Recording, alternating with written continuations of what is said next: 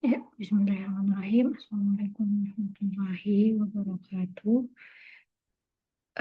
Alhamdulillah pada kesempatan hari ini kita dapat melaksanakan ya kuliah secara asinkron.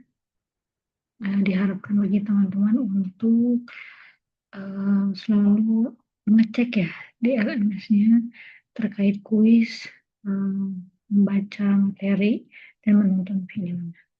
Baik, untuk pertemuan ke-11 ini kita akan membahas tentang Al-Murunah Fis-Syariatil Islamiyah atau artinya ruang toleransi dalam Islam. Nah, Al-Murunah fi al-Syariah al-Islamiyah adalah konsep yang menunjukkan bahwa syariat Islam memiliki sifat fleksibel dan adaptif terhadap perkembangan kehidupan manusia.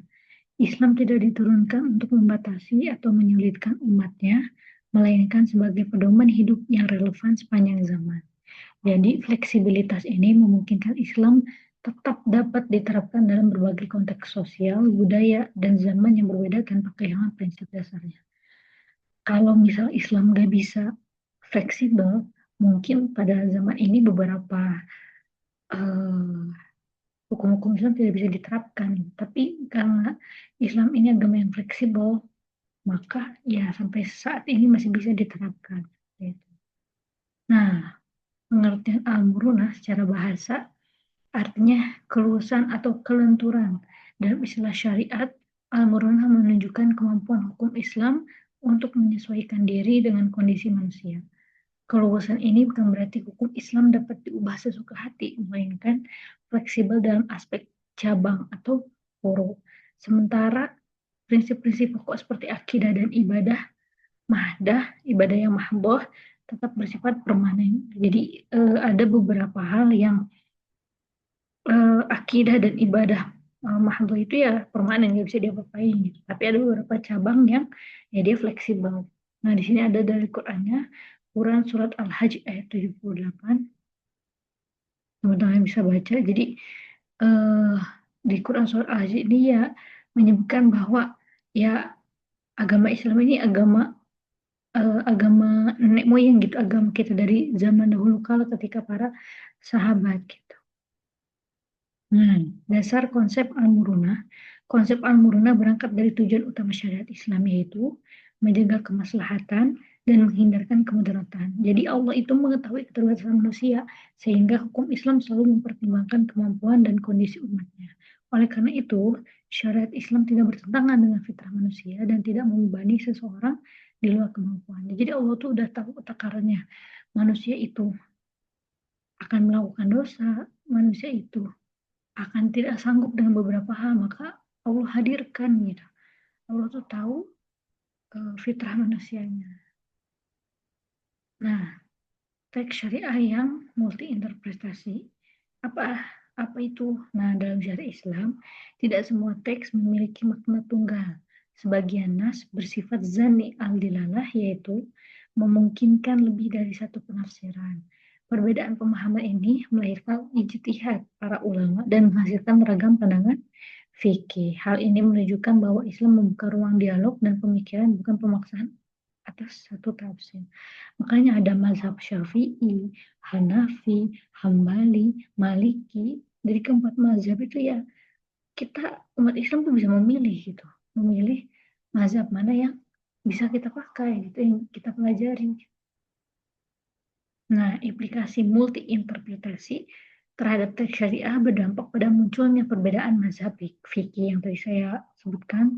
Perbedaan ini tidak boleh dipahami sebagai bertentangan, tetapi sebagai dinamika ilmiah yang memperkaya khazanah hukum Islam. Sikap saling menghormati perbedaan pendapat menjadi bagian penting dari etika beragama Islam. Ini kalau di sini rekan-rekan semua ada yang sudah pernah ke tanah suci, umroh atau haji, uh, dari sekian umat Islam di dunia, satu-satunya yang ikonik dari umat Islam di Indonesia adalah kita memakai mukena gitu para akhwat ketika sholat. Nah, kalau teman-teman rekan-rekan semua ke tanah suci, banyak tuh banyak perbedaan-perbedaan yang pasti kita pertama kali baru lihat gitu. Mungkin kalau di Indonesia ada yang ya tidak memakai mukena tapi ya memakai kaos kaki, terus, jilbab menutupi dada dan itu udah bisa sholat gitu ya. Tapi kalau teman-teman semua dan rekan-rekan semua ke tanah suci, itu lebih beragam lagi. Ada yang hanya memakai jubah dan lain sebagainya gitu. Karena ya itu perbedaan mazhab itu di setiap negara. Yang ikonik itu yang umat Islam di Indonesia yang selalu memakai mukena. Nah, pertimbangan situasi dan kondisi syariat Islam sangat memperhatikan konteks waktu, tempat, dan kondisi masyarakat. Perubahan sosial, budaya, dan ekonomi dapat mempengaruhi cara hukum diterapkan. Prinsip ini menegaskan bahwa hukum Islam tidak terlepas dari realitas kehidupan manusia selama tetap berada dalam kerangka makosid syariah. Nah, ada contohnya juga ada perubahan fatwa dalam Islam. Fatwa adalah respon ulama terhadap persoalan umat dalam konteks tertentu. Karena realitas sosial selalu berubah, maka fatwa juga dapat berubah. Perubahan ini tidak berarti inkonsistensi, melainkan bentuk penerapan prinsip al-murunah agar hukum Islam tetap relevan dan membawa kemaslahatan. Contoh perubahannya fatwa, ya ada fatwa DSM MUI, fatwa MUI gitu ya. Perkembangan teknologi dan kondisi darurat menjadi contoh nyata penerapan al-Qur'an. Salah satunya contoh fatwa mengenai transaksi keuangan digital, zakat, dan wakaf online, serta perubahan tata cara ibadah saat pandemi menunjukkan bagaimana Islam merespon tantangan zaman tanpa meninggalkan nilai dasarnya. Jadi waktu zaman para sahabiah ya, pada zaman Rasulullah, itu belum ada yang namanya kris, belum ada yang namanya keuangan digital, semuanya masih konsep bahkan uang koin gitu juga dinar, dirham dan lain sebagainya. Nah, karena ya zaman sekarang sudah ada keuangan digital, maka ya fatwa itu sendiri gitu yang bisa mengubah eh, mengubah caranya gitu ya, tapi tidak menghilangkan nilai dasarnya dari pada Islamnya. Nah, itu kesimpulannya. Al-Murunah menegaskan bahwa Islam adalah agama yang fleksibel, kontekstual, dan relevan sepanjang masa. Fleksibilitas ini bukan berarti melemahkan syariat, tetapi justru menegaskan bahwa hukum Islam bertujuan menjaga kemaslahatan manusia. Perbedaan pendapat dalam Islam harus disikapi secara ilmiah, dewasa, dan toleran. Jadi, eh, adanya Al-Murunah ini ya bukan berarti Islam itu lemah, Islam itu tidak berpendirian, bukan.